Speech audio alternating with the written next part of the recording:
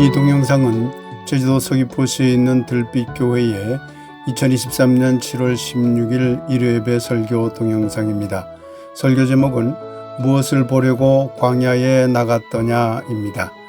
이 동영상과 함께 소중한 시간 되길 기원합니다. 오늘의 말씀 함께 읽도록 하겠습니다. 출애굽기 6장 2절에서 3절 먼저 읽겠습니다. 하나님이 모세에게 말씀하여 이르시되 나는 여호와이라 내가 아브라함과 이삭과 야곱에게 전능의 하나님으로 나타났으나 나의 이름을 여호와로는 그들에게 알리지 아니하였고. 출애굽기 7장 16절입니다. 그에게 이르기를 히브리 사람의 하나님 여호와께서 나를 왕에게 보내어 이르시되 내 백성을 보내라. 그러면 그들이 광야에서 나를 섬길 것이니라 하였으나 이제까지 내가 듣지 아니하도다. 마태복음 11장 7절에서 8절입니다. 그들이 떠나매 예수께서 무리에게 요한에 대하여 말씀하시되 너희가 무엇을 하려고 광야에 나갔더냐? 바람에 흔들리는 갈대냐? 그러면 너희가 무엇을 보려고 나갔더냐? 부드러운 옷 입은 사람이냐? 부드러운 옷을 입은 사람들은 왕궁에 있느니라. 말씀을 받습니다. 아멘. 무엇을 보려고 광야에 나갔더냐? 이 제목으로 오늘 말씀을 함께 생각해 보도록 하겠습니다. 오늘 우리는 출애굽기 본문 6장 2절에서 3절 그리고 이어서 7장 16절을 함께 읽었습니다. 이 본문 내용은 이렇습니다. 모세가 하나님의 부르심을 받고 히브리 백성을 구하기 위해서 애굽으로 갑니다. 그래서 애굽으로 가서 바로왕을 만나가지고 히브리 백성들을 광야로 나가게 해달라 그랬더니만 바로왕이 거절하죠. 전혀 모세의 말이 맥히지 않았죠. 그런데 도리어 그렇게 찾아감으로 인해서 히브리 백성을 그 바로왕은 더욱 학대했어요. 성경에 보면은 더욱 학대하니라. 만나기 전보다 더 심하게 괴롭혔던 것이죠. 그러자 모세는 하나님께 부르짖었어요. 하나님, 이게 어떻게 된 일입니까? 이렇게 얘기했더니만 하나님께서 이렇게 답을 한 겁니다. 너희 조상들 아브라함과 이삭과 야곱에게는 내가, 하나님이 말하는 거예요. 내가 전능의 하나님으로 나타났지만 여호와 하나님으로는 그들에게 나타나지 아니하였고 오직 너에게 처음으로 여호와 하나님으로 나타났느니라. 이 뜻을 알겠느냐를 묻고 있는 겁니다. 전능의 하나님이 뭐지요? 여러분들 엘샤다이라는 말을 들어본 분이 있을 겁니다. 엘 하나님이에요. 성경에 보면 언젠가 여러분에게 말씀드렸죠. 성경에 보면 하나님 이름이 두 개예요. 하나는 엘 하나님, 이스라엘, 임마누엘, 이게 다 엘 하나님을 말하는 겁니다. 그런데 그들에게는 엘 하나님으로 나타났는데 이제 너에게는 여호와 하나님으로 내가 나타난 것이다. 난 여호와다 그런 말이에요. 이 말의 의미를 여러분이 오늘 알게 되었으면 좋겠습니다. 그러자 다시 모세는 용기를 내서 다시 바로왕 앞에 갑니다. 가가지고 이제 우리 백성들을 광야로 보내달라. 왜? 여호와를 섬기기 위해서니라. 그렇지만은 아직 바로왕이 보내주질 않았죠. 그 이후의 이야기들은 여러분이 알 겁니다. 왜 광야로 나가서 여호와를 섬기겠다고 했을까요? 엘 하나님을 섬기겠다고 안 하고 전능의 하나님을 섬기겠다고 한 게 아니라 여호와 하나님을 섬기겠으니 우리를 보내달라고 한 거거든요. 이 의미를 여러분들이 오늘 온전히 알게 되었으면 하는 바람입니다. 여호와를 섬기겠다는 말에는 두 가지 의미가 있습니다. 첫째는 모세가 드디어 엘 하나님을 믿다가 여호와 하나님을 새롭게 믿게 됐다는 얘기예요. 하나님에 대한 생각을 바꿨다는 얘기입니다. 광야로 나가는 길은 하나님의 인식을 바꾸려고 나가는 겁니다. 왕궁 안에 있을 때는 전능의 하나님만 믿으면 돼요. 권력의 하나님만 믿으면 돼요. 교회 안에 있을 때는 권력의 하나님, 전능의 하나님만 믿으면 돼요. 그러나 하나님은 우리들에게 광야로 나가라고 하고 있죠. 어느 하나님을 믿기 위해서? 여호와 하나님을 믿기 위해서. 두 번째는 그 여호와 하나님이 어떤 분이냐 하는 것이 이 말 속에는 스며 있습니다. 여호와 하나님은 전능의 하나님이 아닙니다. 엘사다이가 아니죠. 여호와 하나님은 성경에 보면 이렇게 되어 있어요. 여호와는 가난한 자, 병든 자, 종들 그리고 잡족들을 위한 신이다. 잡족, 잡것들이라는 말 아니에요. 잡것들. 사실요, 성수의 출애굽기 12장에는 분명히 잡족들이 히브리와 함께 탈출했다고 그랬어요. 성경에 나오는 얘기예요. 히브리가 뭡니까? 종계급, 노예계급 아니에요. 노예계급자들과 잡족들이 함께 탈출해요. 그게 이스라엘 민족이라는 거예요. 그러니 여호와 하나님은 잡족들과 병든 자와 가난한 자와 노예들과 고통받는 자들과 함께하는 신이라는 천명을 한 겁니다. 이 두 가지를 여러분 기억해야 됩니다. 광야로 나가서 여호와를 섬기겠다는 말 속에는 엘 하나님이라는 하나님의 이제까지 인식을 버리고 여호와 하나님이라는 하나님의 인식으로 새롭게 바꾸려고 나가는 것이다. 둘째는 그 여호와 하나님은 바로 가난한 자들과 고통받는 자들과 슬픈 자들과 억압받는 자들과 그런 자들과 함께하는 신이라는 것을 깨닫는 데 있다는 것입니다. 오늘 마태복음 본문을 함께 읽었습니다. 예수님께서 무엇을 보려고 광야로 나갔더냐라고 질문을 던지는 내용입니다. 세례요한이 옥에 갇혔습니다. 그런데 들리는 소문이 예수님이 자꾸 자기가 가르친 내용하고 다른 길로 가니까 제자들을 다시 보내어서 앞으로 오실 분이 바로 당신 그분 맞습니까? 하고 물어보라고 그러죠. 제자들이 와서 물어봤어요. 그런데 당최 세례요한과는 좀 다른 길을 가고 있다는 걸 느끼고 제자들은 돌아갔어. 그런데 예수님은 남아있는 제자들과 무리들에게 이렇게 질문합니다.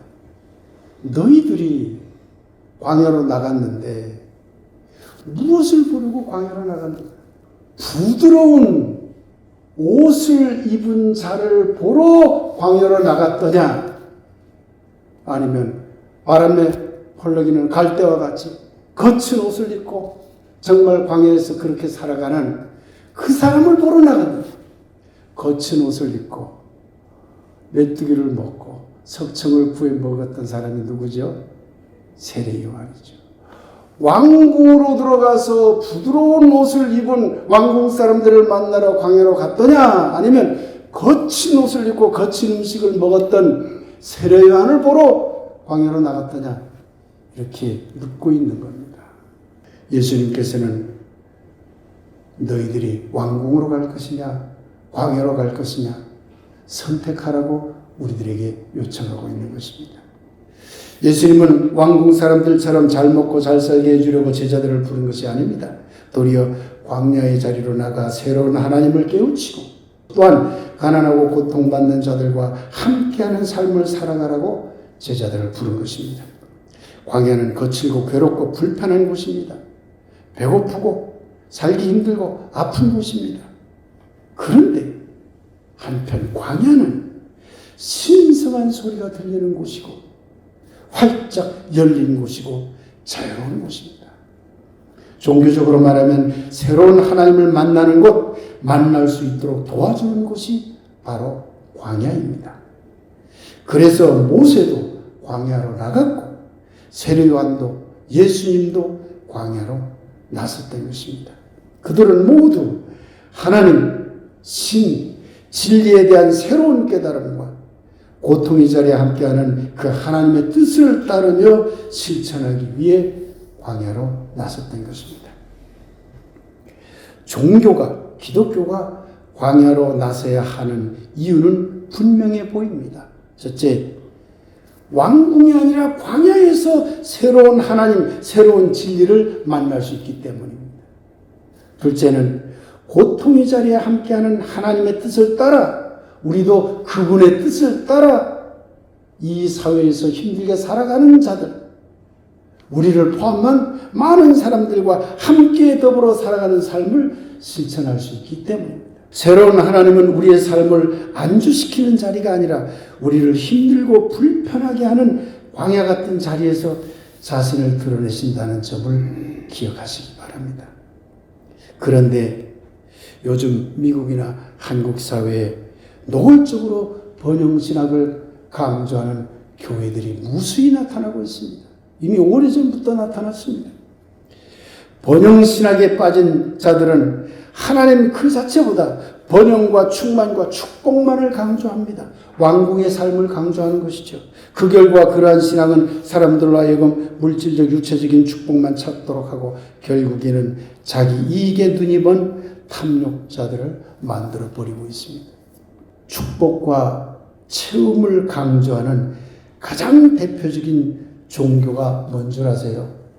축복과 충만과 체험과 치유와 이것을 강조하는 가장 대표적인 종교. 그게 샤머니즘. 굿입니다. 굿. 여러분, 왜 굿하죠? 병 치유하기 위해서. 왜 굿하죠? 복 받기 위해서.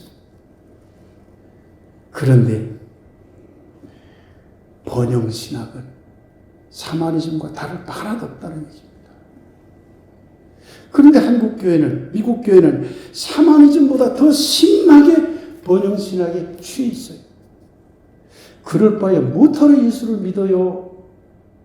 굿판에 가면 되지. 그렇게 예수님을 믿는 것은요, 예수를 굿판에 귀신으로 만드는 것과 하나도 다를 바 없어요.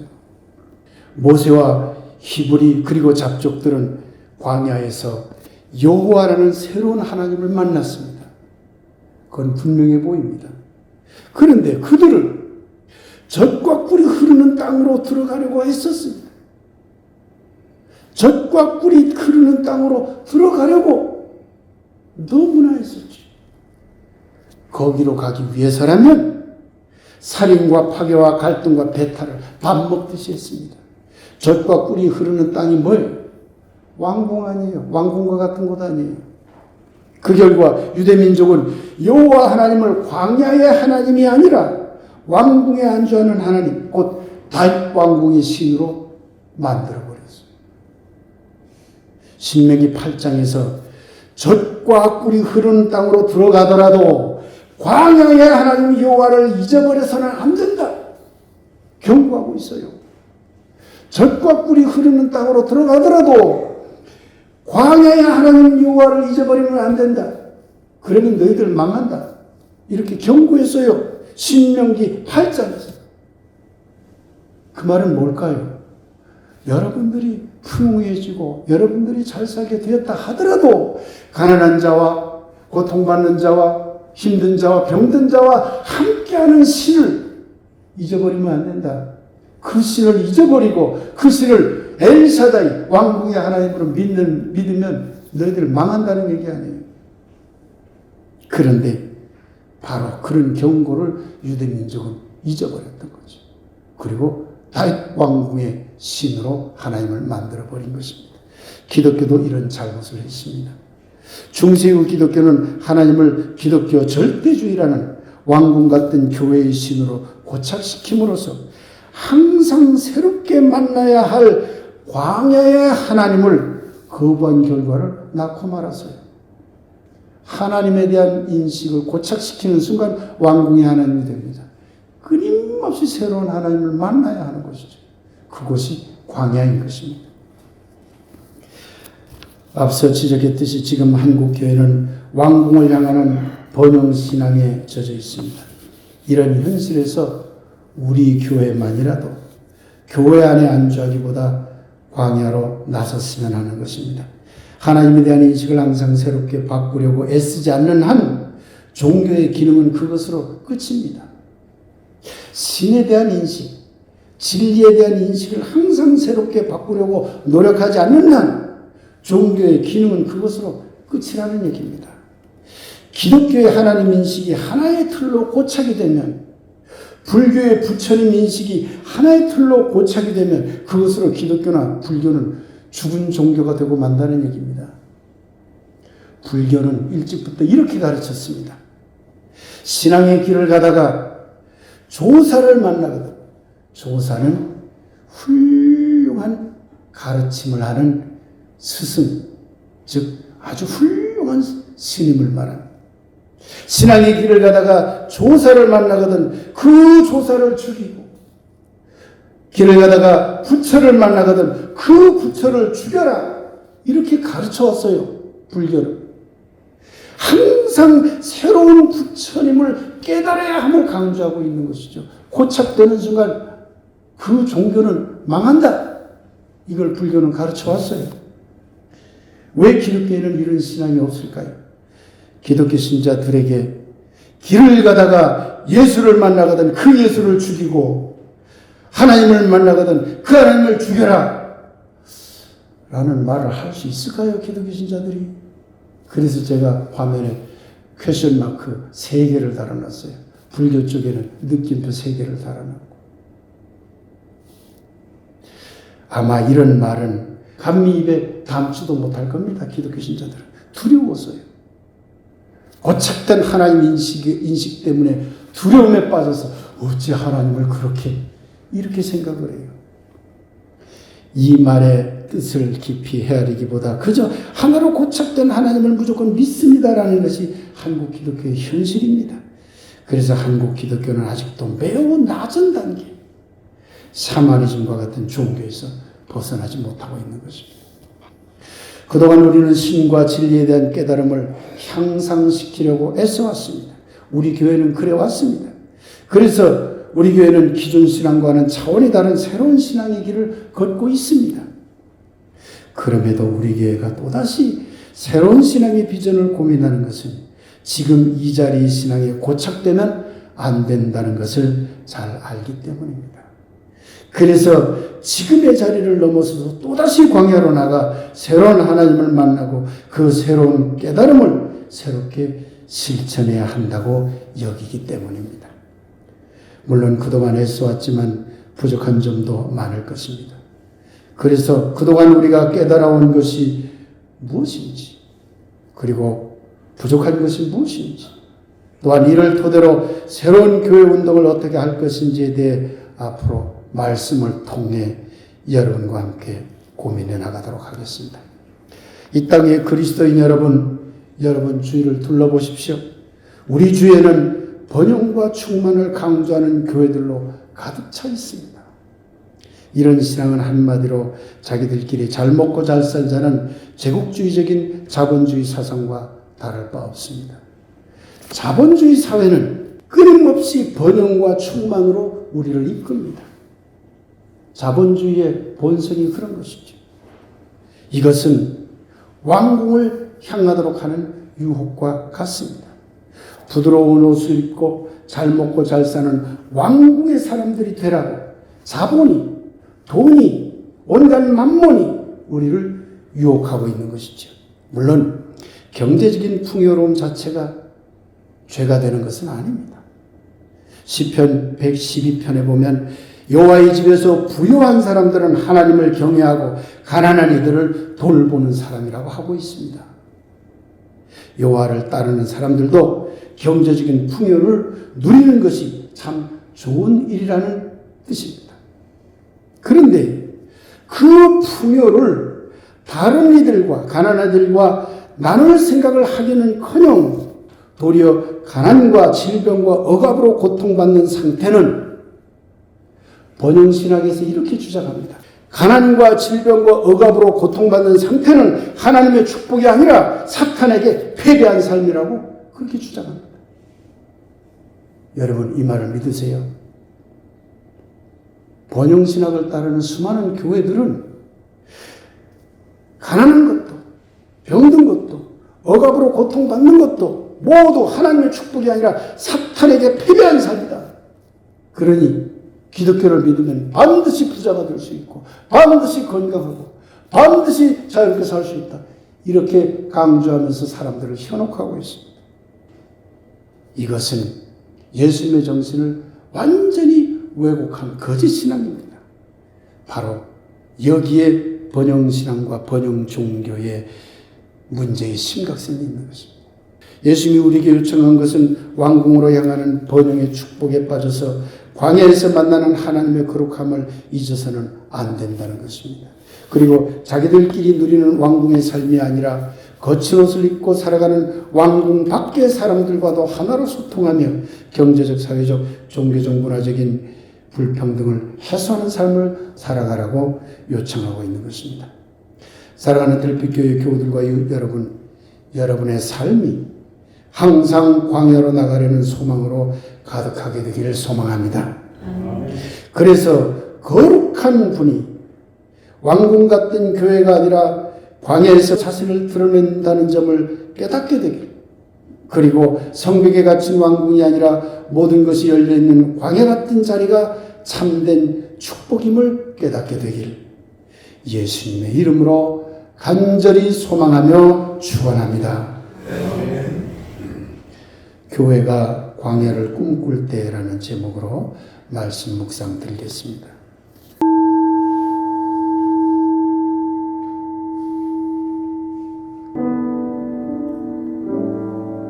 무엇을 보려고 광야에 나갔더냐? 당신의 물음이 가슴을 때립니다. 부드러운 옷을 부러워하는 모습에서, 진수성찬을 부러워하는 모습에서 자꾸만 왕궁으로 향하는 우리의 발걸음이 부끄러워집니다. 왕관은 있으나 십자가가 없는 곳, 향락은 있으나 나눔이 없는 곳, 성벽은 있으나 소통이 없는 곳, 그러기에 왕궁을 향하는 신앙은 거짓입니다. 광야로 나가 새로운 하나님을 만난 모세처럼, 광야로 나가 새로운 하나님 나라를 실천한 예수처럼 우리로 광야에 나가게 하소서. 교회가 광야가 될 때 비로소 그곳이 거룩한 자리가 된다는 것을 깨닫게 하소서. 아멘.